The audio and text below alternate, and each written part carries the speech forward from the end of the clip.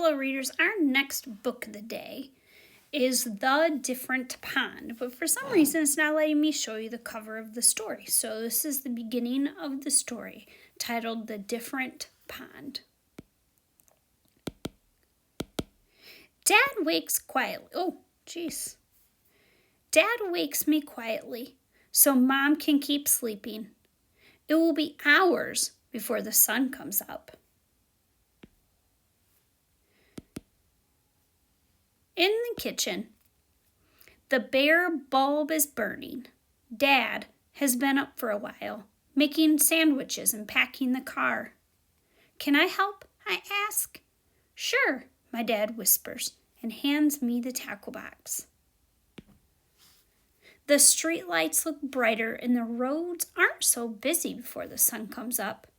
Dad turns on the heater and tells me stories. A kid at my school said my dad's English sounds like a thick, dirty river. But to me, his English sounds like gentle rain. We stop at the bait store on Lake Street. It always seems to be open. "You're here early today," the bait man says. "I got a second job," my dad explains. "I have to work this morning." "On a Saturday?" the bait man asks. My dad nods. I feel the bag of minnows move. They swim like silver arrows in my hands. It's still dark when we get to the pond. We park the car and climb over the divider between the road and the trees. Posted, "No trespassing. Keep out." My dad holds my hand and walks ahead through the tangle and scrub. "Stop where I step," he says. Step where I step, he says. I am thinking about what Dad told the bait man. "If you got another job, why do we still have to fish for food?" I ask. "Everything in America costs a lot of money," he explains. I feel calluses on his hand when he squeezes mine. Sometimes a Hmong man is at the pond. He speaks English like my dad and likes to tell funny jokes. Sometimes there's a black man there too. He shows me his colorful lure collection. And I see one in his hand. This time it is just me and my dad. It is a little bit cold. I rub my hands together, yawn, and look up to see faint stars like freckles. As Dad sets up in a clearing, I gather small, thin twigs for a fire. They need to be dry and clean. I count 1, 2, 3, 4, 5, 6, 7, 8, 9, 10, and then 10 more for later.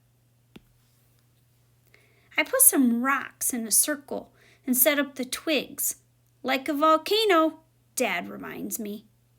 I set one end of each twig down, the other up, leaning them in so they rest against each other and hold each other up.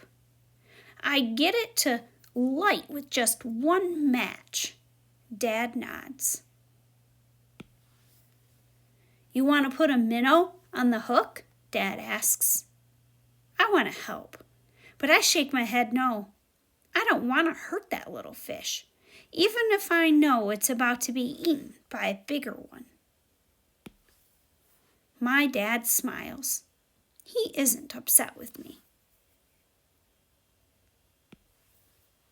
Dad hands me a sandwich, cold bologna between 2 pieces of bread. "Careful of the spicy stuff," he says. "There's half a peppercorn, like a moon split in 2, studded into the meat." I used to fish by a pond like this one when I was a boy in Vietnam, Dad says. biting into his sandwich. With your brother? I ask. He nods, then looks away. Dad tells me about the war, but only sometimes. He and his brother fought side by side. One day, his brother didn't come home. The bobber dips in the dark, and Dad pulls. Got one, he says, almost shouting. A crappie, and soon another. Can I help? I ask. He nods, and I use 2 hands to help guide the fish into the bucket. The fish feels slimy and rough at the same time. Dad laughs at the funny face I make. Dad smiles, his teeth broken and white in the dark, because we have a few fish, and he knows we will eat tonight. Time to go home. Dad must get ready for work. He washes his hands with a small nub of green and white soap. Then I do the same. I look at the trees as we walk back to the car. I wonder what the trees look like at the other pond in the country my dad comes from. By the time we get home, the sunlight coming through the windows is just a faint tint blue and gray instead of gold.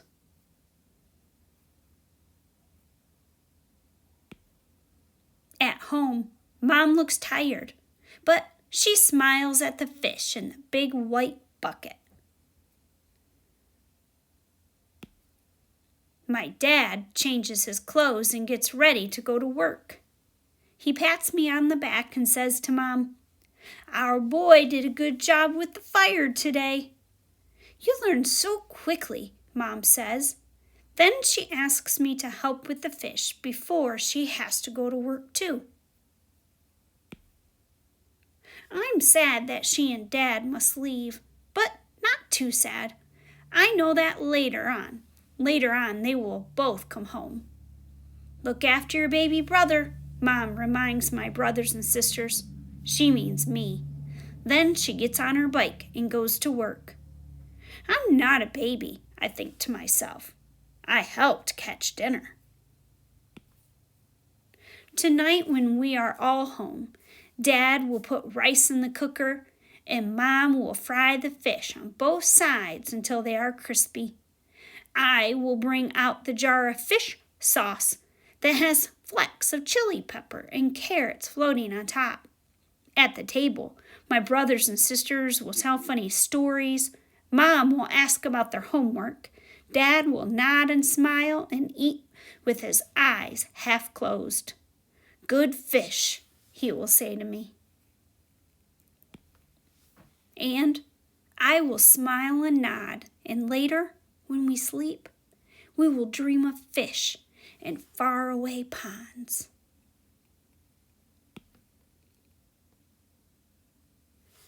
Note from the author. Ba and his father. Ba Phi was born in Vietnam and raised in the Phillips neighborhood of South Minneapolis. He is an author, a poet, a community organizer, and a father.